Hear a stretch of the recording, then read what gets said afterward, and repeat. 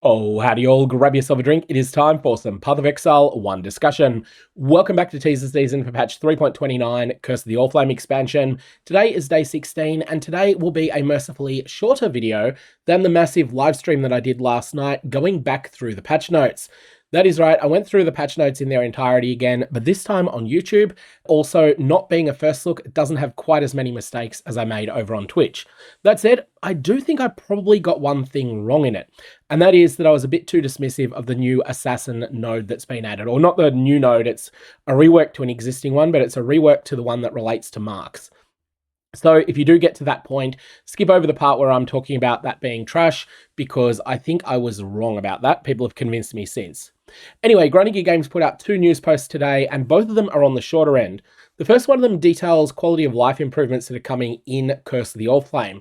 Now, I'm not going to actually show GGG Games' video here because I think it's a quality of life thing that I can just condense this part down, mostly because if you do watch the discussion in the patch notes, then we do discuss most of these. These aren't newly known things. Firstly, we have Channeling Spells is now going to make you invulnerable while you do it. This still requires you to do that obnoxious channeling mechanic, so it's not the solution that we needed.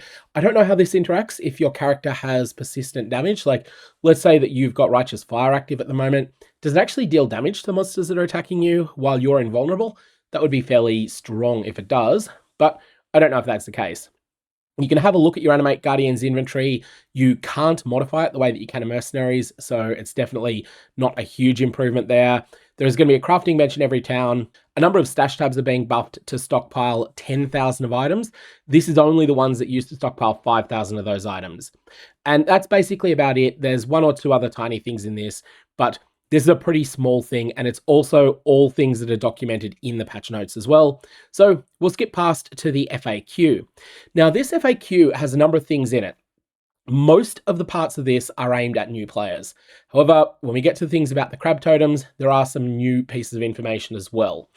The starter, though, the first questions are things that GGG Games expect that your kind of veteran players already know.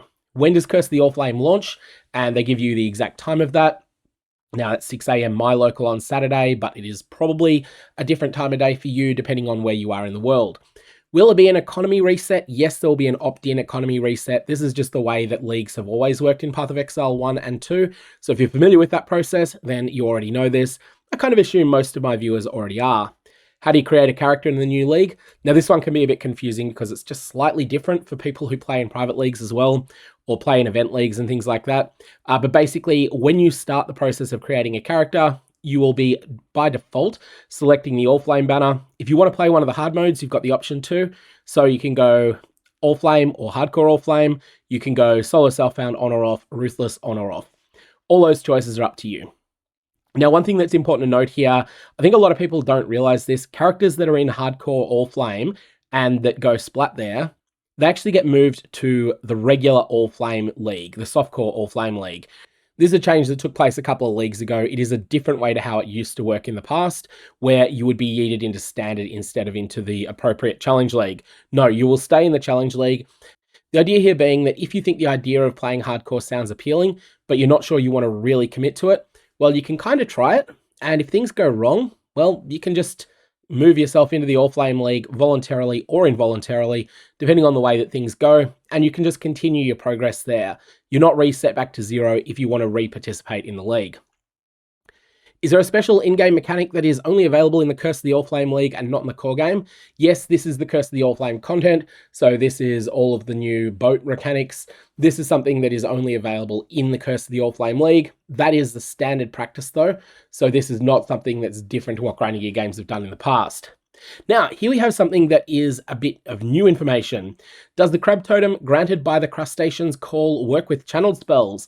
I hadn't really even considered this, but the answer is actually no. I had thought the answer was going to be yes to this, but I wasn't sure how exactly the interaction would work. No, does not work with channeled spells. So that means that this is a quite different support. This is not just spell totem support, except the spell totems have legs. This is something that is meaningfully different. You want to keep that in mind. The Crustaceans call looks like a lot of fun. I don't know whether it'll be any good or not, but it will definitely be fun to mess around with, and it does definitely have some very, very strong Val implicits that you can get onto it now, so keep an eye out for those. So next up we have where will you obtain Allflame items. So this is your Allflame members. Now the Allflame member of Coolamak is staying where it is, but all of the rest of them are being removed from Betrayal entirely. No longer in safe houses, no longer Betrayal content. Instead, they're going to come about through the Curse of the Allflame League mechanic. We do not have full details on this, so I guess we'll have to discover exactly where they come from, but presumably they'll come from something related to the new voyages. Now, I've had a number of people reach out to me and say, oh, this is the end of Betrayal as a mechanic, and I really disagree with this. So Betrayal is losing some loot here, but it actually got a really substantial improvement in 3.28, and that improvement remains. Let's have a look quickly at the people who were using Mageblood in solo self-found in Mirage League, and you'll see something really interesting. Almost half of them were using the Foulborn version of Mageblood rather than the base version. This is very different to the Trade League. In the Trade League, even though these two items are effectively equivalent to each other, the Foulborn version was considerably rarer than the base one. The reason for this is that you can somewhat deterministically farm Mageblood, or specifically the Foulborn version of Mageblood, from It That Fled in Betrayal. This is a power gamer only thing to do, so don't feel like you're necessarily going to be able to get a self-compiled set of 8 copies of this card in order to get yourself a Foulborn Mageblood, but it is something that people who run a lot of maps are able to do, and you'll see here that it's something more than 1,000 players did in Mirage solo self-found. I do not think many of these Foulborn Magebloods at all came out of the Breach tree.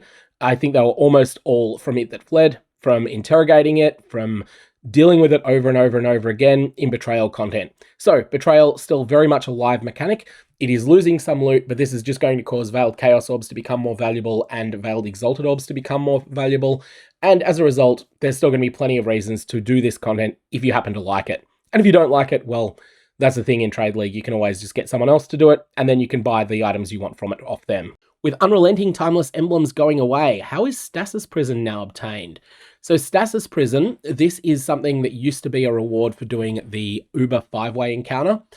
There's going to be a very rare reward from transforming enshrouded unique body armors in the domain of Timeless Conflict, and hence it always comes with a Vestigal implicit modifier. So when you get Stasis Prison, it's going to have higher stats potentially than it could have in the past, and also it's going to have an imprint of the item that you sacrificed through this new enshrouding mechanic. So think of it as a jackpot that comes out of Legion. Most of the time you won't get it. I don't know what's going to happen to sources of Stasis Prison that are not the domain of Timeless Conflict. And here what I'm thinking about mostly is reliquary keys. I think there's also a couple of Veldo maps that do it, but that'll be interesting to see exactly what happens there. Now, which currency items from Mirage League are going to be available and which ones will not be available? Now, Grinding Games had already said Volatile Valorb would be available and would be coming from Sanctum. Crystallized Rancor would be available and is coming from an Atlas Anomaly. But it looks like nothing else is going to be available. So this is the first confirmation we've had that Prefix and Suffix Catalysts are probably going to be Legacy, and also the Delirium reroll and enchantment on a Cluster Jewel thing is likely also to go Legacy, at least in the short term, and then we'll see exactly what happens with them in the future. There are a couple of other things as well, but they weren't necessarily currency items. As a Luminary, if I hire a Mercenary with a unique item already equipped, can that Mercenary use the unique item? Temporarily hired Mercenaries, yes. Permanently hired Mercenaries, no. So this looks like they have definitely thought about some of the anti-fun play patterns that were going to come up with Doryani's prototype, and they have decided that this is not going to happen at all. So there is going to be no fishing for 1,000 Mercenaries in a row trying to get a Doryani's prototype using the Scarab that causes all of the Mercenary equipment to be unique, because on average it is something like 1 in 1,000 body armors to get Doryani's prototype. That was not going to be fun, and you're not going to have to do it. And then a couple of other questions that are more aimed at people who are newer to Path of Exile 1. Do I need to create a new character and start the game from the beginning? Yes, if you wish to play in the Curse of the Allflame League. If you'd prefer not to, you can continue playing your existing characters in Standard. This just matches past practice. What will happen to my stash tabs if I start new in the Curse of the Allflame League? This matches past practice. So stash tabs you've purchased will be available to use in Curse of the Allflame Leagues. You'll get empty copies of them there. And in Standard League, if you've now got too many stash tabs, that's not a problem. Some of them will just be turned into remove only, but you will still have access to them. The final question is one Grinding Gear Games give a technically correct, but probably in a lot of ways incomplete answer to. They're asking, will there be a pre-download? Now, the answer is yes, but The answer that is probably more thorough is yes, there will be one, but it doesn't matter to you unless you're in a fairly specific category. There are two groups of people for whom this pre-download is relevant. The first one is people who are going to have a download speed between about 5 gigabytes an hour and 10 gigabytes an hour. If you're in this category, then downloading the torrent file might well be advantageous to you. You'll be able to start downloading it from maybe about 18, 19, 20 hours before the league goes live.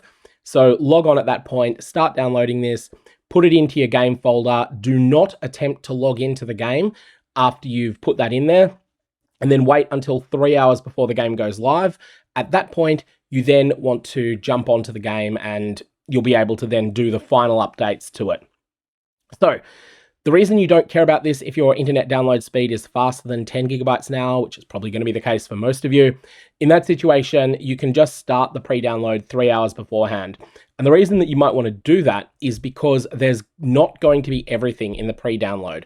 The pre-download is going to have a lot of things stripped out of it. In particular, a lot of the indexing that allows data mining is not going to be present. So not much can be data mined at all from this pre-download, very, very little of it. Additionally, very important to note that Grinding Games have been removing a lot of data from the game files that a lot of community tools depend upon. So pathofexile, POE, all of these sources for pretty authoritative lists of how rare mods are no longer really able to work the way that they used to, and that's because Grinding Games have made it so that a lot of these things can't be data mined. Not only can't they be data mined from the pre-download, which was how people would find out information a day before the game went live, but they also can't be data mined from the live client itself. So keep that in mind because the patch notes contain a number of changes to various modifiers and their drop weights. So they mentioned, for instance, that cast speed on staves is getting buffed to be more common, at least the higher tier rolls are. Not the very highest tier, but everything except the very highest tier is going to be more common than it was. Likewise, they're changing around the plus to gem levels mods that are available on caster staves. They're going to be quite a bit better than they were, but they're also going to have different drop weights to what they used to have.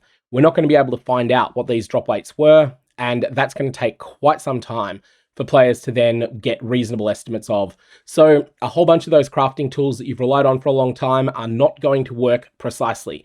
They may still be very useful, but they're going to have a bunch of estimates in them, and that's because Grinding Games are pretty much at war with data miners, and when they're at war with data miners, it ends up meaning we have less information for accurate crafting details.